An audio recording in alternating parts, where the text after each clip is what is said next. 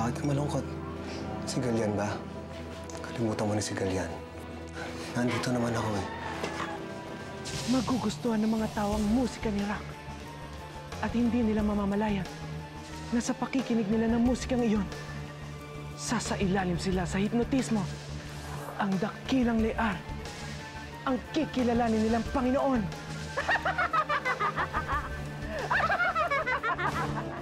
Galian, kinalimutan mo na ba ang lahat ng ginawa ni Ama para sa'yo?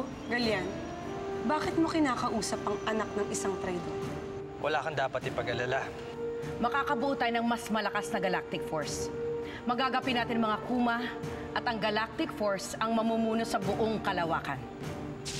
Kailangan kong malaman kung nasaan ang katawan ni Lear.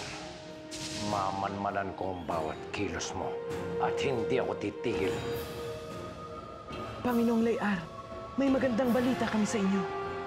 Sa inyo kami may magandang balita, Panginoong Lear. Ano ang balitang ito? Naayos na ang armor ni Gamma. Ang armor ni Gamma ay naayos na. At ngayon, ay mas malakas pa ito. At mas matindi kaysa dati. Mas malakas at mas matindi kaysa dati ang armor ngayon. Mabuti kung ganon. Makagamit natin siya laban sa mga Salido. Si Saidoren ay may lahing Kuma. At maaaring dumating din ang panahon na umanib siya sa atin. May ibang plano tayo para kay Saido Blue. Kaya ang magiging misyon ni Gamma, patayin si Saido Green.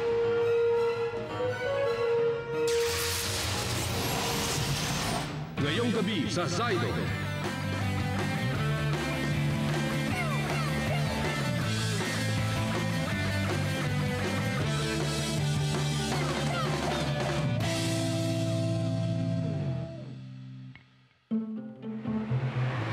As Frida Kahlo once said, and I quote, "I hope the leaving is joyful. I never hope to return." Bakit kasi?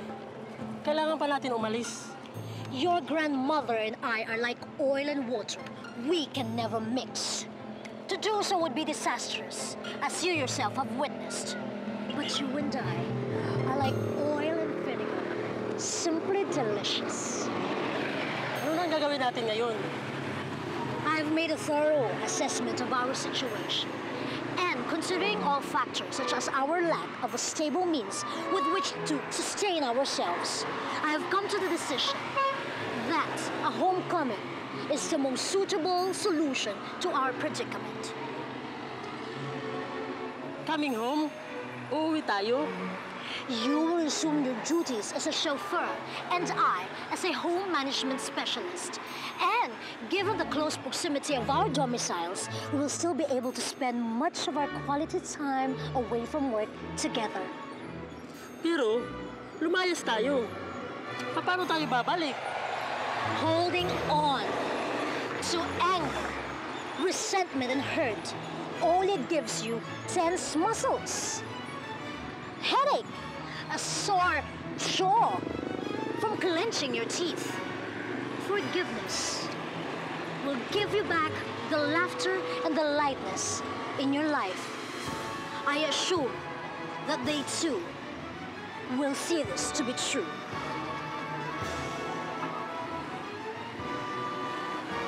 Where might our chariot be?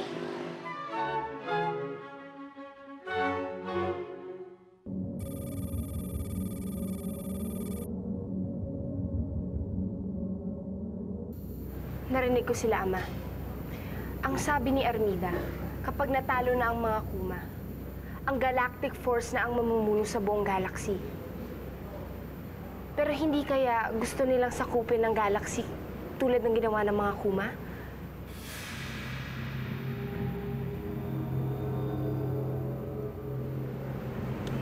Baka hindi yun ang ibig niya sabihin. Babalik na ako sa stasyon ko. Sige, Livia. Mag-iingat ka sa lahat ng pagkakataon.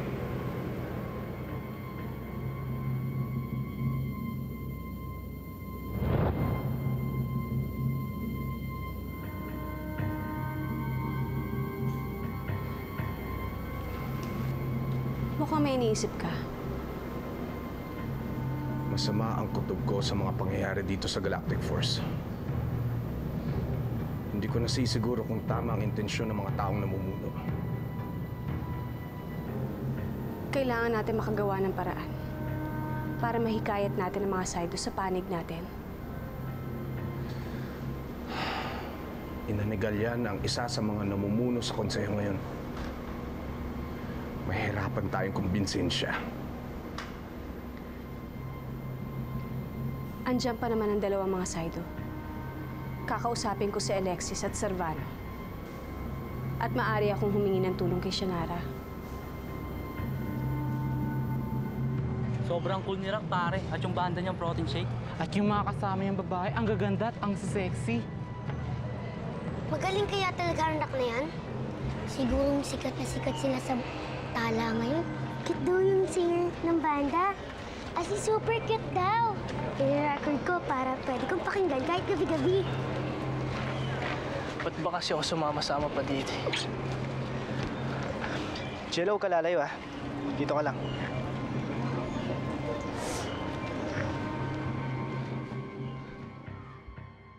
Madalas din natin gawin to dati. Yung namamasyal. Naalala ko. Palagi nga akong pinapagalitan ng boss ko dahil kaka-absent ko kakasama sa paglalakwat siya. Yan! Yan ang bagay sa'yo. Palagi ka nakangiti. Lalo kang gumaganda.